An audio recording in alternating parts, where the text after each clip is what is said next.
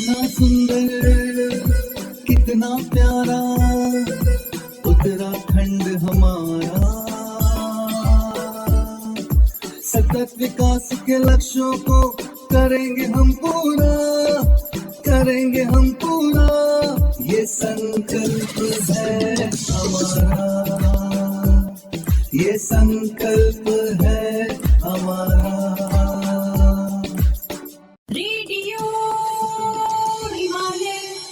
Institute for development support और गोविंद बल्लभ पंत राष्ट्रीय हिमालय पर्यावरण संस्थान की प्रस्तुति।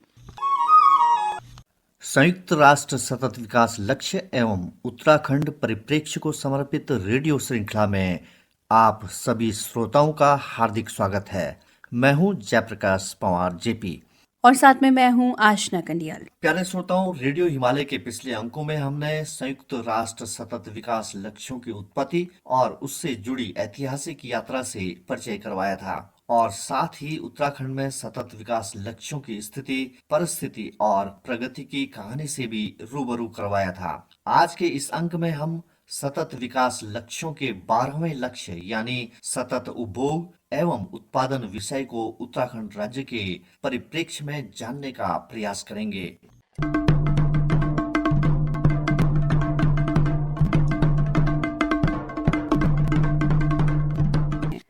प्यारे श्रोताओं, Uttarakhand centre for public policy and good governance नियोजन विभाग उत्तराखंड राज्य ने भी सबका साथ, सबका विकास व सबका विश्वास सिद्धांत के आधार पर सतत विकास लक्ष्यों को प्राप्त करने की दिशा में अपने कदम बढ़ाए हैं।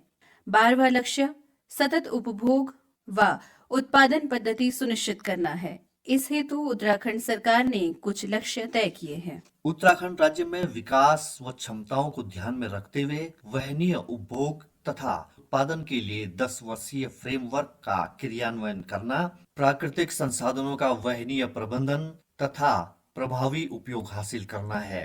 खुदरा तथा उपभोक्ता खाद्य अपशिष्ट को आधा करना, उत्पादन व आपूर्ति श्रृंखला के दौरान खाद्य पदार्थों को होने वाले तथा फसल कटाई के बाद होने वाले नुकसान को कम करना है।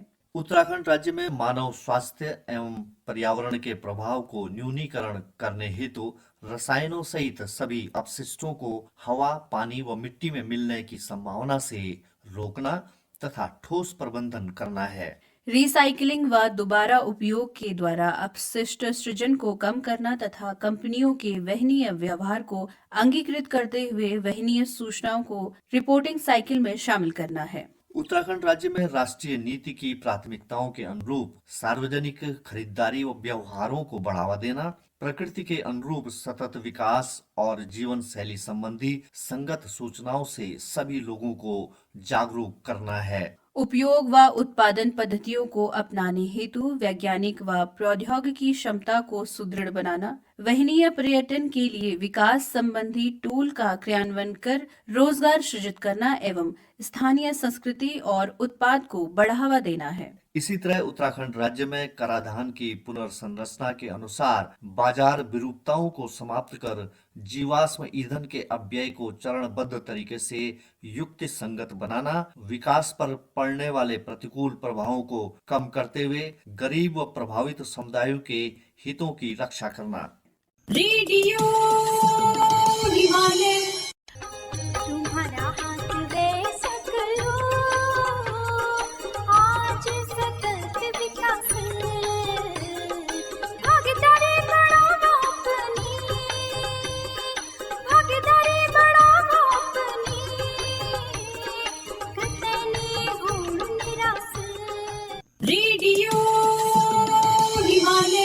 प्यारे श्रोताओं, Uttarakhand centre for public policy and good governance नियोजन विभाग ने इन लक्ष्यों को प्राप्त करने के लिए कुछ महत्वपूर्ण संकेतकों को तय किया है, जिससे लक्ष्य की प्रगति का आकलन किया जा सके। लक्ष्य का आकलन उद्यान बागवानी उपज के लिए कोल्ड स्टोरेज व भंडारण क्षमता से आकलन किया जा रहा है। इसी प्रकार केंद्रीय व राज्य पूल के भंडार क्षमता से गेहूं व चावल का वितरण घाटा, केंद्रीय व राज्य पूल के भंडारों से खाद्यान्नों के वितरण घाटे, औद्योगिकीकरण से उत्पन्न तरल अपशिष्ट के उपचार निस्तारण, खतरनाक रसायनों व कचरे के लिए नीति का विकास करने से लक्ष्य की प्रगति का आकलन किया जा रहा है। उत्तराखंड राज्य में म्यूनिसिपल अपशिष्ट प्रबंधन तथा कूड़ा कचरा एकत्रीकरण, पृथकीकरण व परिवहन की व्यवस्था सहित घरों व परिवारों के प्रतिशत, शून्य रासायनिक प्रभाव वाले उद्योगों की संख्या, जीवाश्म ईंधन जैसे एलपीजी व केरोसिन की खपत के अनुसार प्रति व्यक्ति अनुदान तथा जीवाश्म ईंधन की खपत पर प्रति यूनिट कर से लक्ष्य की प्रगति का आकलन किया जा रहा है। प्यारे श्रोताओं, उत्तराखंड राज्य में सतत विकास के 12वें लक्ष्य यानी सतत उपभोग एवं उत्पादन के लक्ष्य को प्राप्त करने के लिए कई केंद्र पोषित व राज्य पोषित योजनाएं संचालित की जा रही हैं, जिनमें बायोफ्यूल हेतु राष्ट्रीय नीति, राष्ट्रीय स्वच्छ भारत फंड जैसी योजनाएं संचालित की जा रही हैं। इसी प्रकार नवीकरणीय ऊर्जा के उन्नयन के लिए सार्वभौमिक इन्वेस्टमेंट, मृदा स्वास्थ्य कार्ड योजना व राज्य पोषित ग्रामीण खाद्यान्न गोदाम भंडारों का निर्माण एवं जैविक खेती को बढ़ावा देने जैसी योजनाओं का संचालन उत्तराखंड राज्य में किया जा रहा है। रेडियो हिमालय। यह रेडियो कार्यक्रम इंस्टीट्यूट फॉर डेवलपमेंट सपोर्ट और गोविंद बल्लभ पंत राष्ट्रीय हिमालय पर्यावरण संस्थान के सौजन्य से प्रस्तुत किया जा रहा है। रेडियो हिमालय, पहाड़ों की आवाज गांव से दुनिया तक। संयुक्त राष्ट्र द्वारा निर्धारित सतत विकास लक्ष्य एवं उत्तराखंड परिप्रेक्ष्य को समर्पित पाक्षिक रेडियो श्रृंखला रेडियो हिमालय सुनना न भूलिएगा। हर महीने की 15 व 30 तारीख ठीक 6 बजे साय सिर्फ और सिर्फ 100.5 FM आकाशवाणी देहरादून पर। रेडियो हिमालय। प्यारे श्रोताओं, थोड़ा माहौल बदलते हैं और सुनते हैं उत्तराखंड सतत विकास लक्ष्य के चैंपियन की कहानी।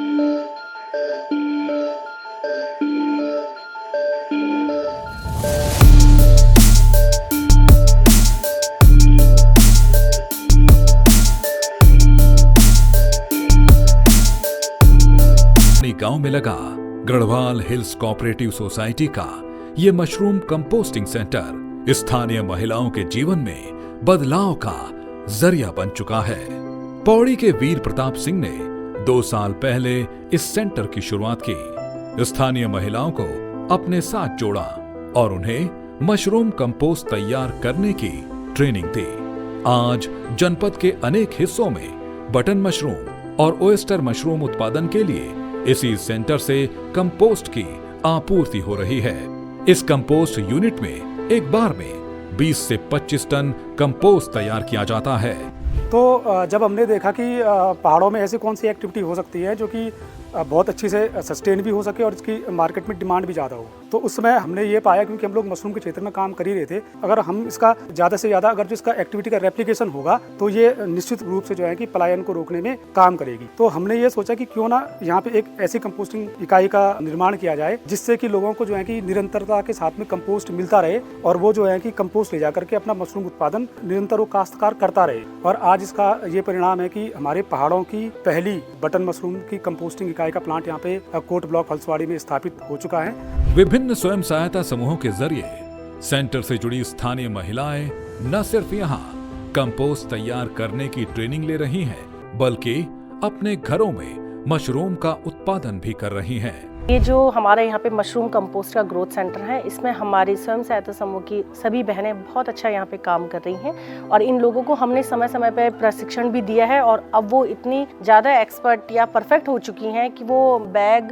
तैयार करती हैं। और इसके साथ साथ हम लोग ये जो बैग हमारे बनते हैं इनको हम दूसरे गाँव में और दूसरे CLF में भी हम लोग इनको बेचते हैं, तो इसमें उनको बहुत अच्छा प्रॉफिट भी हो रहा है। और जब हमने ये काम शुरू किया था शुरू में, तो हमने सिर्फ 5 से 7 महिलाओं का एक ग्रुप बनाया था, लेकिन आज हमारे साथ 45 महिलाएं और इसमें जुड़ चुकी हैं और हमारी कोशिश ये है कि आगे भी जितने भी और भी गांव हैं वहां की महिलाएं भी इस काम को सीखें, इससे जुड़ें और अपनी आर्थिक स्थिति को मजबूत करें। इस तरह कंपोस्टिंग व मशरूम उत्पादन की ट्रेनिंग से ये सेंटर प्रत्यक्ष या अप्रत्यक्ष तौर पर 45 महिलाओं को रोजगार दे रहा है। मातृशक्ति CLF ग्रोथ सेंटर में हम मशरूम की ट्रेनिंग लेते हैं और उसमें हमने बैग रखे हुए हैं मशरूम के अपने पुराने घरों के अंदर, जिसमें हमें अच्छा मुनाफा हो रहा है और हम उसे बाजार में अच्छे दामों में बेच रहे हैं और हमें उससे अच्छा लाभ हो रहा है। एक छोटे से प्रयास से पलायन से खाली होते पहाड़ में ये मशरूम कंपोस्टिंग सेंटर लोगों को गरीबी से बाहर निकालने और उनको आजीविका से जोड़ने में महत्वपूर्ण भूमिका निभा रहा है।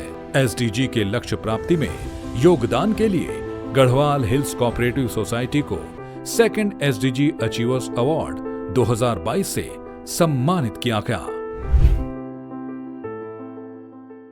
यह report centre for public policy and good governance Uttarakhand सरकार के सौजन्य से प्राप्त हुई है। और अब एक विशेष रिपोर्ट।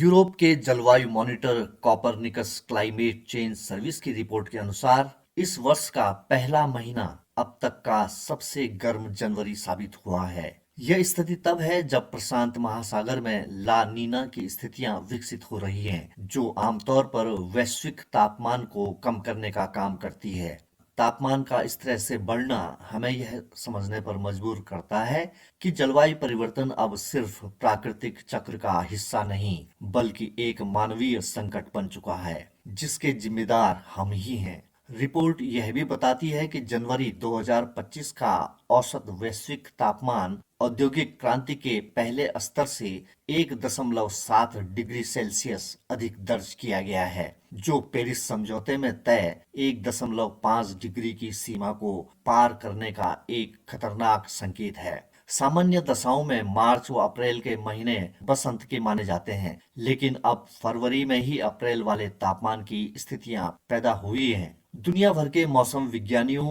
की आशंकाओं को देखते हुए यही महसूस होता है कि मौसमी बदलाव मौसम की प्रचलित परिभाषाओं को तेजी से बदल रहे हैं। पिछले साल जब हमने 1901 के बाद की तीसरी सबसे गर्म जनवरी देखी थी, तब भी काफी कुछ कहा गया था, लेकिन इस वर्ष जनवरी ने पिछले सारे रिकॉर्ड तोड़ते हुए गलतियों से सबक न लेने की मनुष्य की प्रवृत्ति को ही उजागर किया है। वनों की कटाई, शहरीकरण, बढ़ता प्रदूषण और कार्बन उत्सर्जन वातावरण को तेजी से गर्म बना रहे हैं। इसके अलावा हिमनदों का पिघलना, समुद्र के स्तर में वृद्धि और चरम मौसमी घटनाओं की बढ़ती आवृत्ति भी चेतावनी दे रही है कि जलवायु परिवर्तन दूरगामी समस्या नहीं, बल्कि हमारे वर्तमान की सबसे बड़ी चुनौती बन चुकी है। यदि हमें अपने ऋतु चक्र को संतुलित बनाए रखना है, तो जलवायु परिवर्तन को गंभीरता से लेना होगा। पौधारोपण, हरित क्षेत्रों का संरक्षण, प्रदूषण नियंत्रण और सतत विकास की नीतियां अपनाकर ही इस संतुलन को पाया जा सकता है। अगर हम अब भी नहीं जागे तो हैरत नहीं कि ऋतुराज बसंत की आहट केवल कविताओं में ही सुनाई देगी। रिपोर्ट सौजन्य से अमर उजाला। प्यारे श्रोताओं, आपको रेडियो हिमालय का यह कार्यक्रम कैसा लग रहा है? हमें अपनी प्रतिक्रियाओं से जरूर अवगत करवाएं। संयुक्त राष्ट्र सतत विकास लक्ष्य एवं उत्तराखंड परिप्रेक्ष्य के विषय को लेकर आप अपनी मौलिक कविताएं, स्लोगन, लेख, कहानी, नाटक या विचार हमें ईमेल और व्हाट्सएप के माध्यम से भेज सकते हैं। आपकी बेहतरीन रचनाओं को पुरस्कृत भी किया जाएगा। आप हमें अपनी प्रतिक्रियाएं और रचनाएं radiohimalay@gmail.com और व्हाट्सएप नंबर 8979037576 पर भेज सकते हैं। रेडियो कार्यक्रम की सहलेखक और समन्वयक थी दीपा। शोध, लेख और निर्देशक थे Jaiprakash Pawar JP. Media partner channel mountain और आकाशवाणी देहरादून। प्रस्तुति इंस्टीट्यूट फॉर डेवलपमेंट सपोर्ट और गोविंद बल्लभ पंत राष्ट्रीय हिमालय पर्यावरण संस्थान, अल्मोड़ा, उत्तराखंड। प्यारे श्रोताओं, रेडियो हिमालय का आज का अंक अब यहीं पर समाप्त होता है। मुझे यानी आशना कंडियाल और जयप्रकाश पवार जेपी को आज्ञा दें। नमस्कार। कितना सुंदर, कितना प्यारा उत्तराखंड हमारा। सतत विकास के लक्ष्यों को करेंगे हम पूरा, करेंगे हम पूरा। ये संकल्प है हमारा, ये संकल्प है हमारा।